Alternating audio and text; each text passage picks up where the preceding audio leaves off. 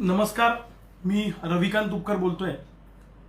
आपण जे सोयाबीन कापूस उत्पादकांच्या मागण्यासाठी व शेतकऱ्यांच्या विविध मागण्यांना घेऊन मुंबईमध्ये जलसमाधी आंदोलन केलं, या जलसमाधी आंदोलनामध्ये काय काय झालं, या आंदोलन कसं उभं राहिलं आणि या आंदोलनामध्ये आपल्याला काय यश मिळालं आणि कुठल्या मागण्या अजून बाकी आहेत आणि त्याच्यासाठी पुढची लढाई आपल्याला कशी करायची आहे, पुढच्या लढाईची दिशा कशी ठरवायची आहे, या संदर्भामध्ये मी आज आपल्याशी संवाद साधणार आहे। बंधूंनो, गेल्या बऱ्याच दिवसांपासून बऱ्याच महिन्यांपासून आपण सोयाबीन कापूस उत्पादकांच्या प्रश्नावर रस्त्यावर उतरतोय।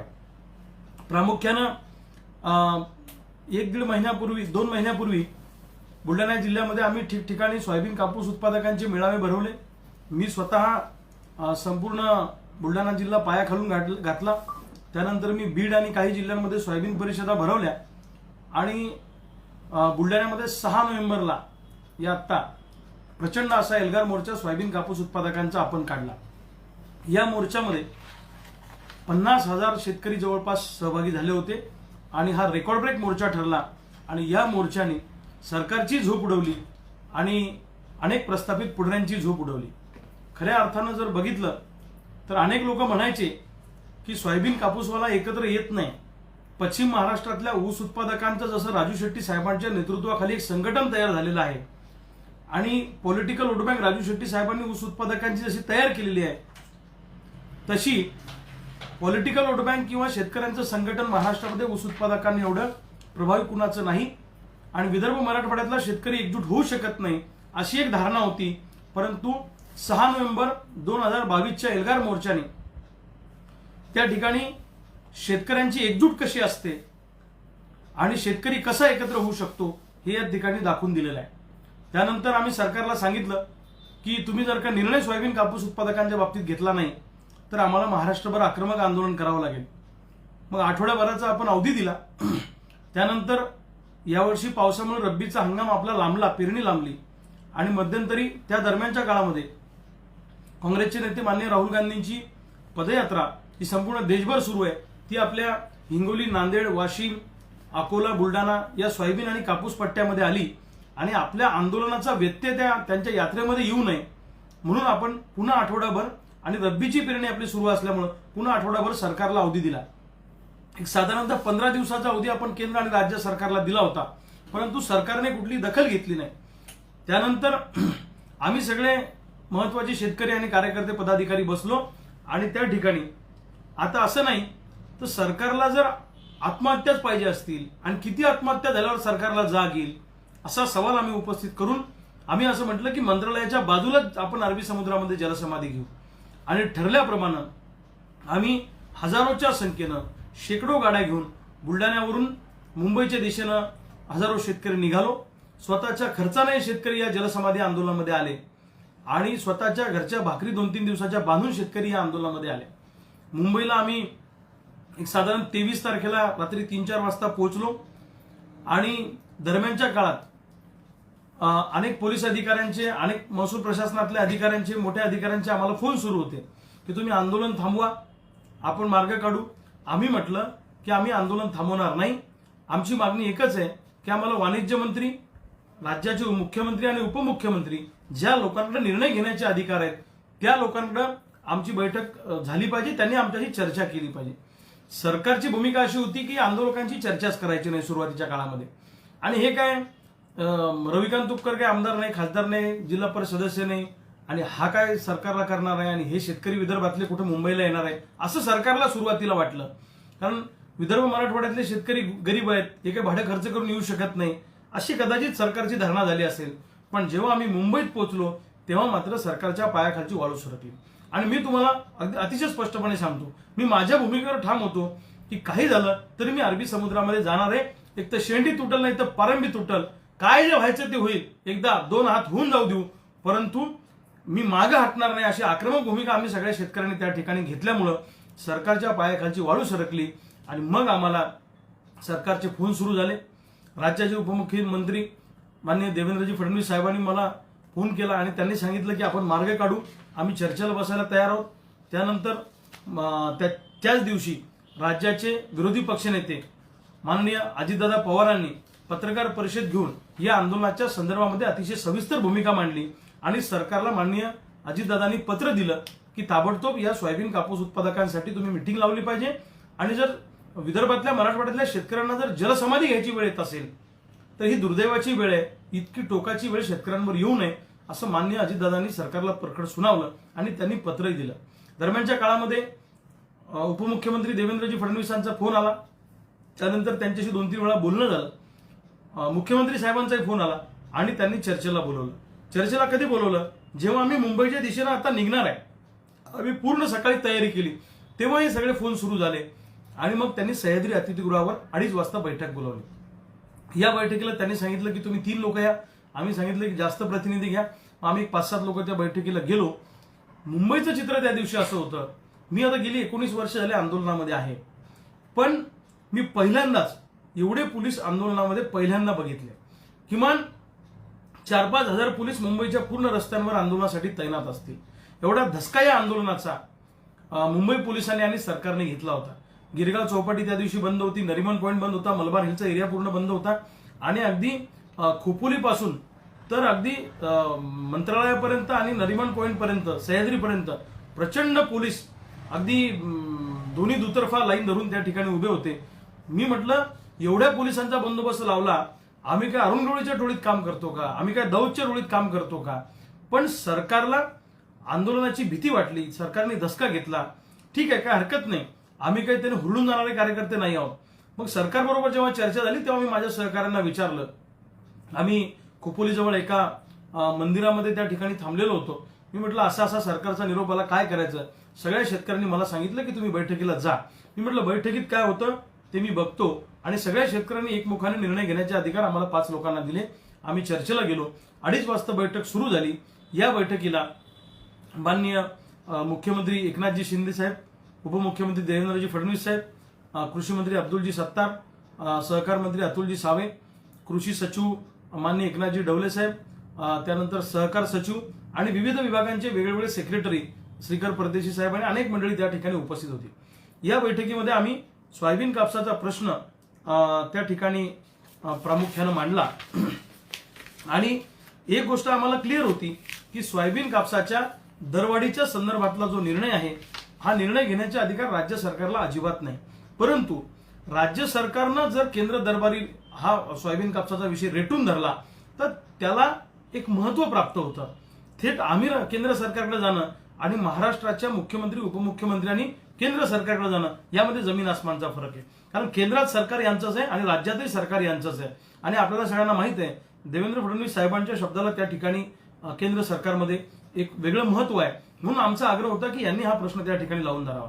मग मी त्या बैठकीमध्ये प्रामुख्याने एक गोष्ट मांडली की देशाच्या सोयाबीन उत्पादनामध्ये सगळ्यात जास्त उत्पादनामध्ये हिस्सा यावर्षी महाराष्ट्राचा आहे. मग ते म्हणाले की एकरमध्ये क्षेत्र हे मध्य प्रदेशचं आहे. मी म्हटलं सोयाबीनचा पेरा जास्तीत जास्त मध्य प्रदेशमध्ये आहे, पण उत्पादनाच्या दृष्टीनं यावर्षी आपण मध्य प्रदेशच्या पुढे आहोत. कारण 2-2.5 लाख मेट्रिक टन उत्पादन हे आपलं यावर्षी मध्य प्रदेशपेक्षा जास्त आहे. म्हणजेच अप्रत्यक्षपणे देशाच्या सोयाबीन उत्पादनामध्ये आपल्या महाराष्ट्राचा हिस्सा फार मोठा आहे. त्यामुळे म्हटलं साहेब तुम्ही याच्यामध्ये पुढाकार घ्या केंद्र सरकार दरबारी. आणि त्यांनी एका गोष्टीला आम्हाला मान्यता दिली की आम्ही मुख्यमंत्री उपमुख्यमंत्री आणि राज्याचं सरकारचं शिष्टमंडळ पंतप्रधान मोदी साहेबांना आणि वाणिज्य मंत्री साहेबांना आम्ही तातडीने भेटायला जातो आणि ताबडतोब दुसऱ्या दिवशी आम्ही यांना तुमच्या मागण्यांच्या संदर्भाने पत्र लिहितो की जेणेकरून सोयाबीन कापसाचा दर वाढेल. मी त्या ठिकाणी सविस्तरपणे मांडलं. मी म्हटलं साहेब 1 क्विंटलचा सोयाबीनचा उत्पादन खर्च हा 6,000 रुपये आम्हाला यावर्षी आहे आणि मिळणारा भाव हा 5,000-5,500 रुपये आहे. त्यामुळे उत्पादन खर्चही आमचा भरून निघणार नाही अशी सध्याची आमची अवस्था आहे. आणि कापसाचाही उत्पादन खर्च जवळपास 8,500 पर्यंत आहे आणि मिळणारा भाव 8,000 ते 8,500 रुपये आहे.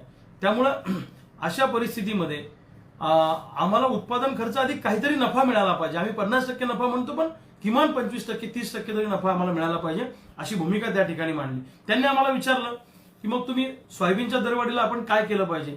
त्यावेळी मी सरकारमधल्या लोकांना सांगितलं की यावर्षी देशामध्ये 100 लाख मेट्रिक टनाचं उत्पादन सोयाबीनचं होणार आहे आणि मागच्या वर्षीची सुद्धा 25% जवळपास 25 लाख मेट्रिक टन सोयाबीन शेतकऱ्यांकडे शिल्लक आहे.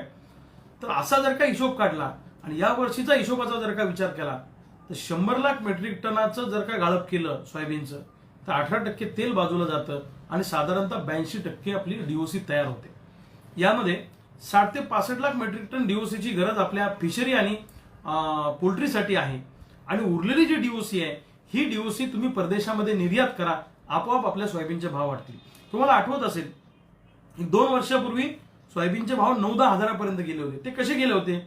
23 लाख मेट्रिक टन सोयाबीनची निर्यात आपल्या देशातनं झाली होती.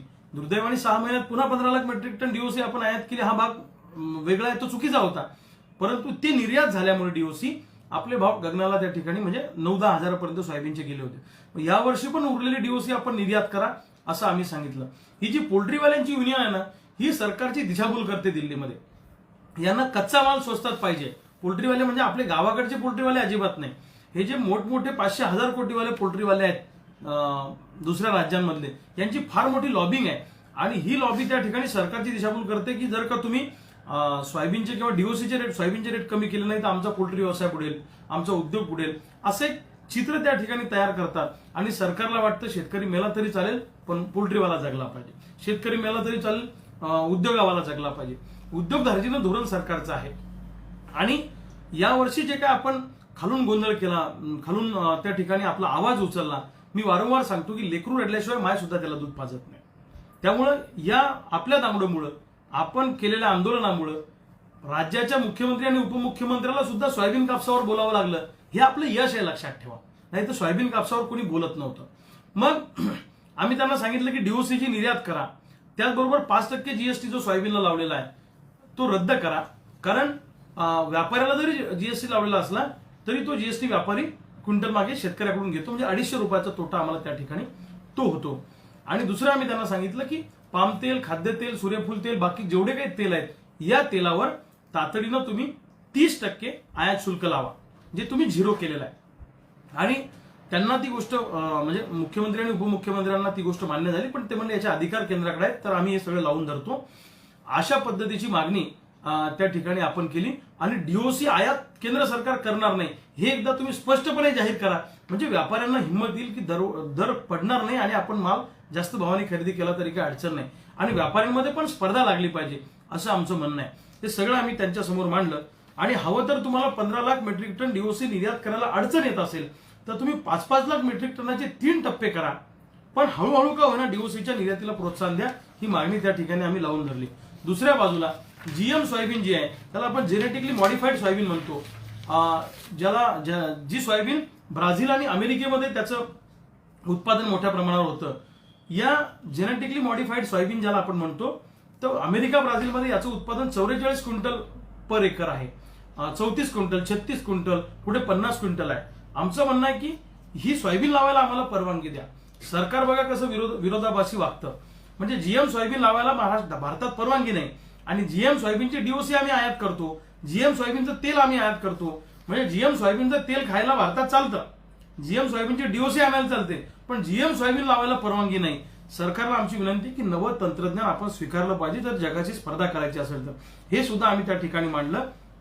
आणि दुसऱ्या बाजूला कापसाचं आयात शुल्क 31 ऑक्टोबर पर्यंत 0 होतं, त्याची मुदत संपली आणि 1 नोव्हेंबर पर्यंत आपसूकपणे ते पूर्ववत 11% झालेलं आहे तांत्रिकदृष्ट्या. तर ते नियमित ठेवा. 11% आयात शुल्क तांत्रिकदृष्ट्या झाल्यामुळे आपल्याला कापसाचे भाव वाढताना दिसत आहेत. ते आता 8-9 हजारापर्यंत गेलेले आहेत. तर ते जसं तसं ठेवा, गडबड करून एकदम ते 0 करू नका. ही सुद्धा मागणी आम्ही त्या ठिकाणी केली. आणि त्यांनी सांगितलं की या केंद्राशी संबंधित मागण्यांच्या बाबतीमध्ये आपण तातडीने शिष्टमंडळ घेऊन केंद्राकडे जाऊ. आणि तुमची सुद्धा म्हणजे आमची आंदोलकांची एक बैठक वाणिज्य मंत्र्याबरोबर देवेंद्रजी फडणवीस आणि मुख्यमंत्री तातडीने या आठवड्यात लावून देणार आहेत, असाही शब्द त्यांनी त्या ठिकाणी आम्हाला सुमोटो स्वतःहून त्या ठिकाणी दिला. दुसरं, राज्य सरकारशी संबंधित मागण्यांबाबत तिथे काय झालं हे महत्वाचं आहे. म्हणजे लोकांना काय वाटतं की बघ तुम्ही जलसमाधी आंदोलन केलं, मग ते आंदोलन स्थगित केलं, मग सरकारने तुम्हाला काय दिलं, मग या आंदोलनाने आपल्या पदरात काय पडलं, तर हे सुद्धा महत्वाचं आहे. आता होतं कसं की आपण जर समजा 10 मागण्या केल्या तर लोकांना कसं वाटतं की 10च्या 10 मागण्या एका झटक्यात मान्य झाल्या पाहिजे, पण असं होत नसतं. छत्रपती शिवाजी राजांचा युद्धनीतीचा नियम आपण जर का पाहिला किंवा युद्धाचे कुठलेही नियम आपण तपासले तर जेव्हा तुम्ही काही मागण्या करत असता तेव्हा काही मागण्या पदरात पाडून घ्यायच्या असतात आणि उर्वरित मागण्यांसाठी लढाई जारी ठेवायची असते. आणि आंदोलन किती ताणायचं आणि कुठे थांबायचं याचं तंत्र असतं. कारण खूप जर तुम्ही काही गोष्टी ताणत गेल्या, अवास्तव गोष्टींसाठी जर तुम्ही ताणत गेले तर ते आंदोलन तुटत असतं, लक्षात ठेवा, आणि त्याच्यातून परिणाम शून्य येत असतो. सरकार चर्चा करायला आपल्याशी तयार आहे आणि आपण जर सरकारला म्हटलं की आम्ही चर्चा करायला तुमच्याशी तयार नाही, तर मग ह्या सुद्धा मागण्या ज्या काही पदरात पडल्या ह्या सुद्धा आपल्या पदरात पडल्या असं लक्षात ठेवा.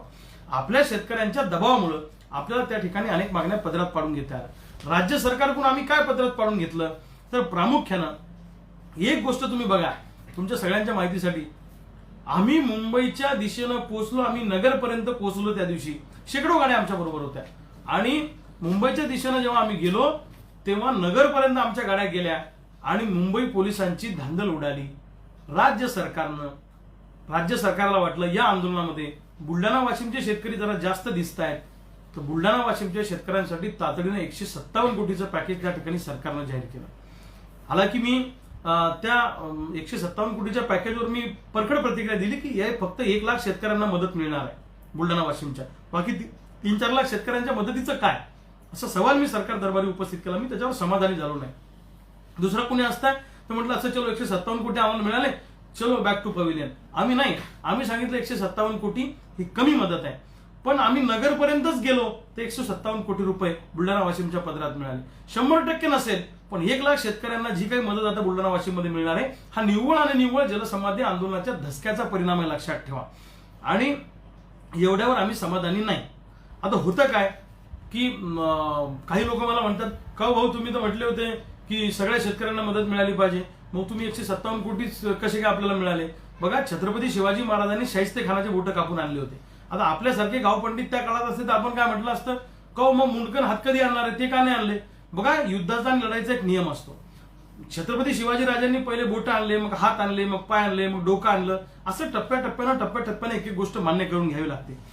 नुसतं नगरपर्यंत गेलो तर 157 कोटीचा दणका मिळाला, लक्षात ठेवा. म्हणजे सरकारनं या आंदोलनाचा धसका किती घेतला होता याचा अंदाज तुम्हाला येईल. ही 157 कोटीची मदत सुद्धा हा शेतकऱ्यांचा विजय आहे असं म्हटलं तरी काही वावगं ठरणार नाही. दुसऱ्या बाजूला पीक विम्याची रक्कम जी आपली थांबलेली होती, या पीक विम्यासाठी आम्ही प्रचंड आग्रही राहिलो. आम्ही 8-15 दिवसापूर्वी जेव्हा जलसमाधीचं निवेदन त्या ठिकाणी दिलं अरबी समुद्रामध्ये, तेव्हा सरकारची धांदल उडाली.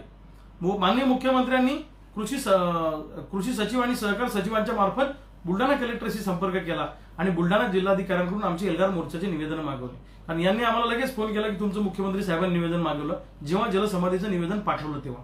आणि तेव्हा त्यांच्यामध्ये धोरण असं ठरलं की हे शेतकरी मुंबईमध्ये यायच्या आधीच ताबडतोब यांचं ते काय काय मागण्या आहेत त्या मान्य करा. म्हणजे ही मुंबईत आले की आपल्याला यांना म्हणता येईल की तुमच्या मागण्या आम्ही आधीच मान्य केलेल्या आहेत, तुम्ही कशाला मुंबईमध्ये आले.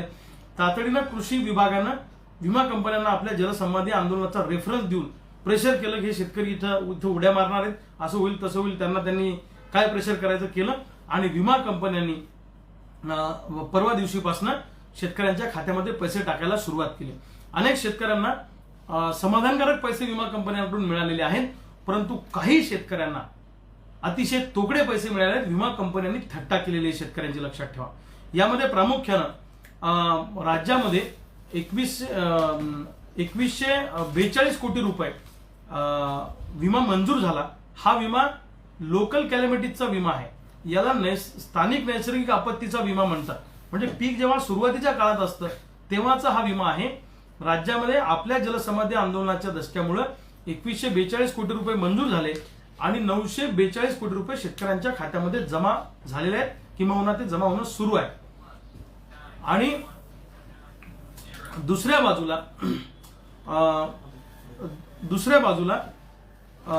त्यामध्ये 1205 कोटी रुपये आपल्या लोक काय म्हणतात त्याला स्थानिक नैसर्गिक आपत्तीचे जमा व्हायचे अजून बाकी आहेत. 1205 कोटी रुपये लोकल कॅलॅमिटीचे आपले त्यांच्याकडे बाकी आहेत. दुसऱ्या बाजूला आता पोस्ट हार्वेस्टिंगचा जो विमा आहे तो विमा अजून यायचा बाकी आहे, तो शेवटच्या टप्प्यात येणार आहे. विमा कंपन्या 2 टप्प्यामध्ये पैसे देत असतात, हे शेतकऱ्यांच्या माहितीसाठी सांगतो. एक लोकल कॅलॅमिटीचा विमा आणि एक पोस्ट हार्वेस्टिंगचा विमा. म्हणजे पीक जेव्हा सुरुवातीच्या काळात असतं तेव्हाचा विमा आणि पीक जेव्हा पोस्ट हार्वेस्टिंग मध्ये असतं तो विमा. तर आपल्याला आता जे पैसे मिळत आहेत हे लोकल कॅलॅमिटीचे पैसे त्या ठिकाणी मिळत आहेत आणि पोस्ट हार्वेस्टिंगचा विमा अजून यायचा बाकी आहे. तर मी सगळ्या शेतकऱ्यांना सांगतो की ज्यांना पीक विमा कमी आलेला आहे प्रीमियम पेक्षा सुद्धा कमी पीक विमा आलेला आहे. कुठे 60 रुपये, 70 रुपये, 80 रुपये अशी सुद्धा फसगत विमा कंपन्यांनी केलेली आहे. तर त्या शेतकऱ्यांनी तालुका कृषी अधिकाऱ्याकडे अर्ज करा.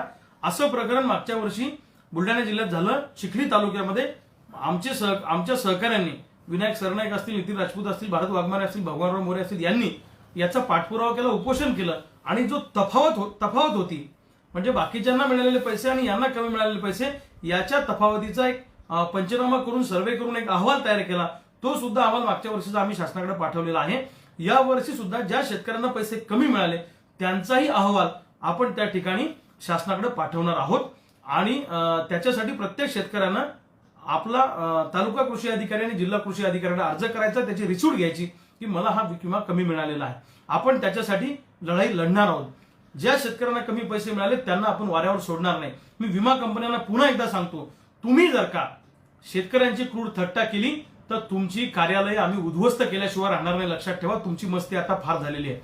आता बुलढाणा जिल्ह्याला जी एआयसी कंपनी आहे, या एआयसी कंपनीचं ऑफिस हे बॉम्बे स्टॉक एक्सचेंज मार्केटमध्ये आहे, जिथे 1993चा बॉम्बस्फोट झाला होता. त्याला स्वतंत्र पोलीस स्टेशन आहे त्या बिल्डिंगला. त्याच्यात आम्ही मागच्या वर्षी 200 शेतकरी घेऊन त्या कंपनीचा ताबा घेतला होता अकोट जिल्ह्यातल्या शेतकऱ्यांसाठी, अकोट तालुक्यातल्या शेतकऱ्यांसाठी. आणि पैसे घेऊनच आम्ही त्या कंपनीतून आलेलो आहे. या बुलढाणा जिल्ह्यासाठी जी विमा कंपनी आहे एआयसी कंपनी, त्या कंपनीला आमचा झटका आणि आमचा दणका माहिती आहे. पुन्हा ती वेळ आमच्यावर आणू नका.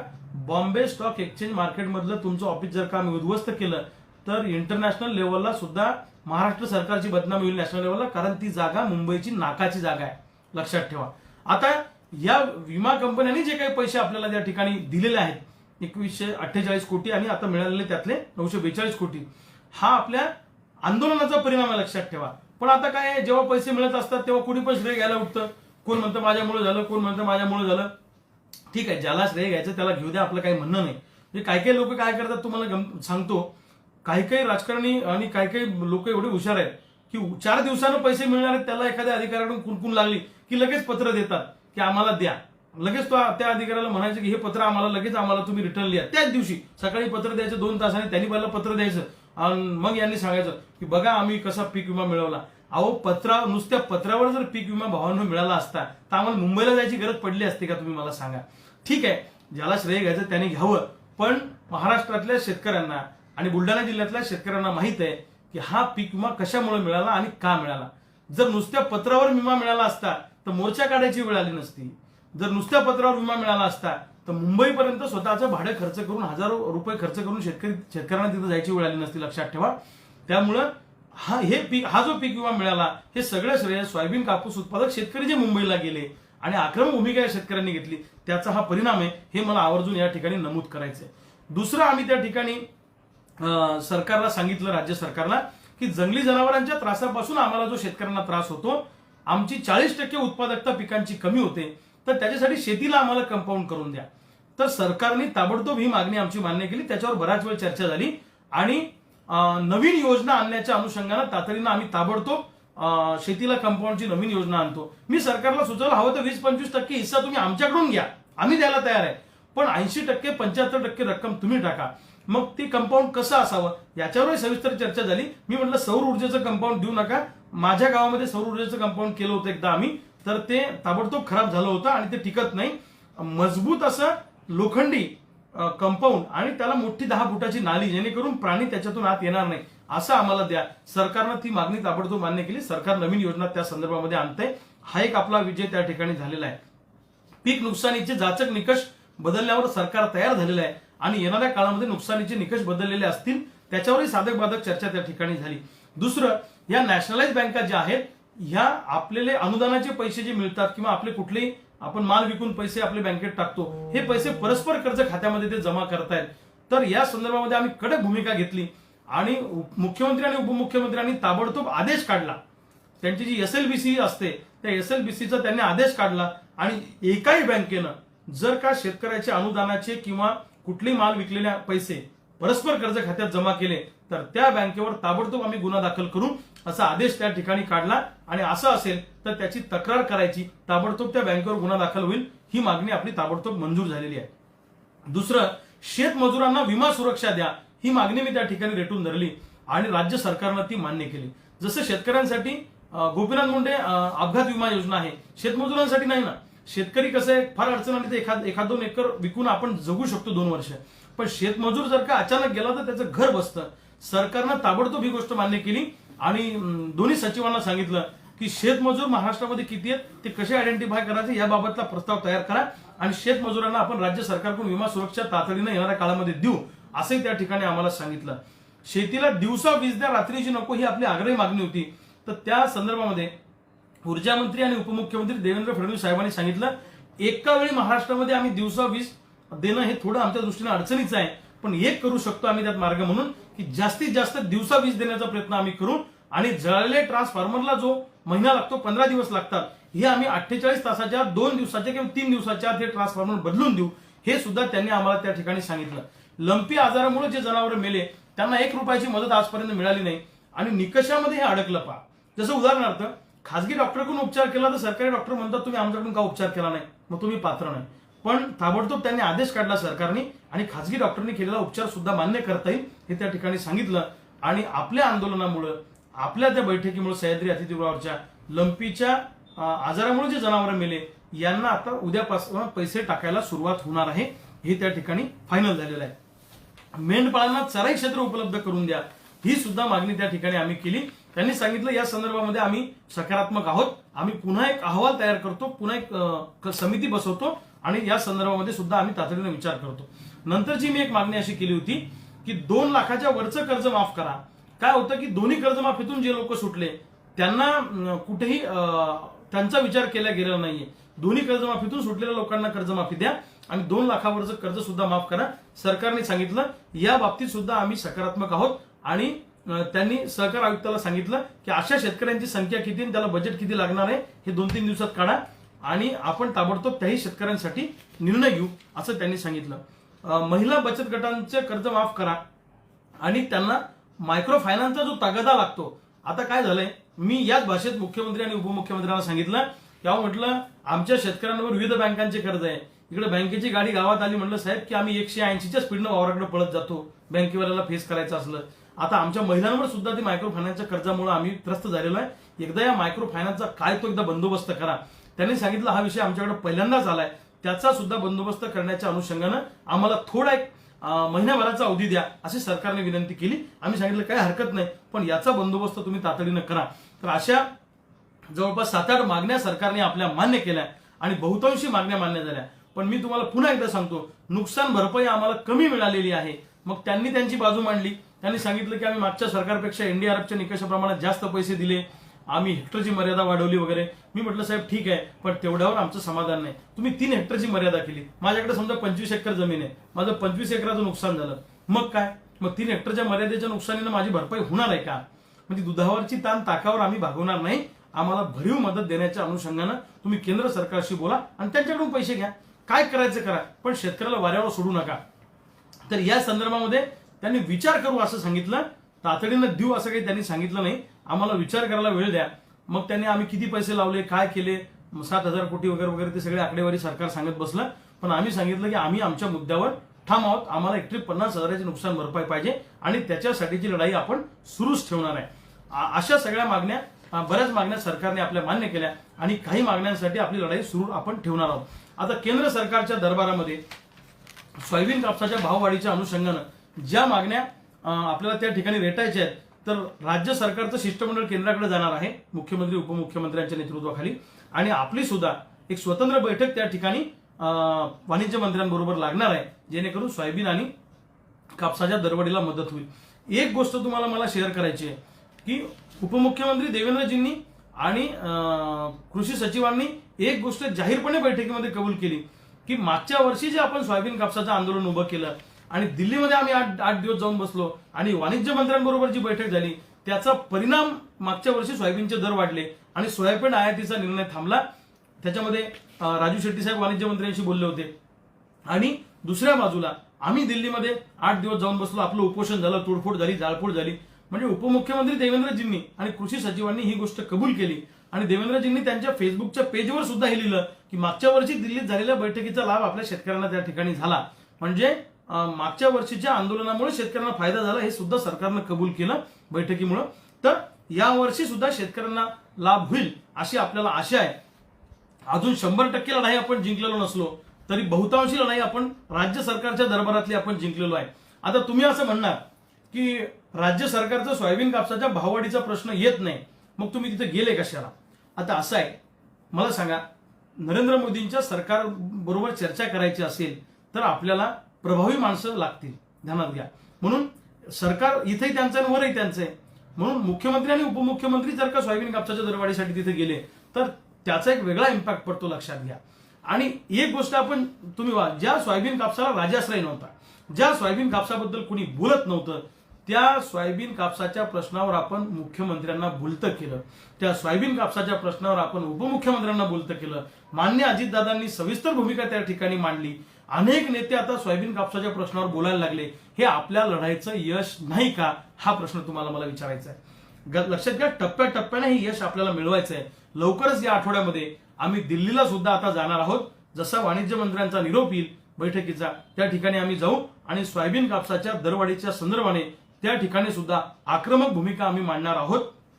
आता एक सांगतो, जे आपल्या पदरात मिळालं ते घ्या आणि उर्वरित मिळवण्यासाठी पुन्हा एकदा आपली लढाई आपल्याला सुरू ठेवायची आहे. एवढंच मला या निमित्तानं सांगायचं आहे. मी एवढ्यासाठी आज तुमच्याशी संवाद साधायला आलो की भावांनो, नेमकं जलसमाधी आंदोलनातून आपण काय मिळालं. तर जलसमाधी आंदोलनातून आपण, मी तुम्हाला सांगितलं पण परत काही सेकंदामध्ये तुम्हाला सांगतो, जलसमाधी आंदोलनातून आपण पीक विम्याची रक्कम मिळवली. जलसमाधी आंदोलनातून आपण शेतीला कंपाऊंड करण्याची नवीन योजना मिळवली. पीक नुकसानीचे निकष बदलण्याची भूमिका सरकारने मांडली. आणि बँका ज्या होल्ड लावतात पैशाला, ते होल्ड लावणार नाही ही सुद्धा त्या ठिकाणी सांगितलं. एक महत्वाची मागणी मी विसरलो सांगायची, कृषी कर्जाला सी बिलची अट लावली मागच्या वर्षीपासून बँकांनी. तर ही कृषी कर्जासाठी सी बिलची अट सरकारनं रद्द केली. त्यांनी सांगितलं आम्ही केंद्राशी बोलू, आमचं काय करायचं करू, पण इथून पुढे कृषी कर्जाला सी बिलची अट लागणार नाही. हा सगळ्यात मोठा सुद्धा या आंदोलनाचा विजय, लक्षात ठेवा. जलसमाधी आंदोलनाने काय मिळवलं तर कृषी कर्जाला पुढे सी बिलची अट लागणार नाही. आपल्या आंदोलनानं अजून काय मिळवलं, शेतमजुरांना विमा सुरक्षा मिळणार आहे. जलसमाधी आंदोलनाने अजून काय दिलं तर जास्तीत जास्त शेतकऱ्यांना दिवसा वीज मिळणार आहे, ट्रान्सफॉर्मर आता लवकर मिळणार आहे. आंदोलनाने अजून काय दिलं, लंपीमुळे जे जनावरं मिळेल त्यांना पैसे आता सोमवारपासून मिळणार आहे. आणि अजून आंदोलनाने आपल्याला काय दिलं तर मेंढपाळांना चराई क्षेत्र उपलब्ध करून देण्याच्या अनुषंगानं सरकार सकारात्मक आहे. आणि मायक्रो फायनान्सवर आळा बसवण्याच्या अनुषंगानं सुद्धा आता सरकार सकारात्मक आहे. अशा पद्धतीनं हे यश आपण राज्य सरकारकडून मिळून घेतलं. लक्षात ठेवा, सोयाबीन कापूस उत्पादकांच्या ताकदीपुढे सरकारला झुकावं लागलं.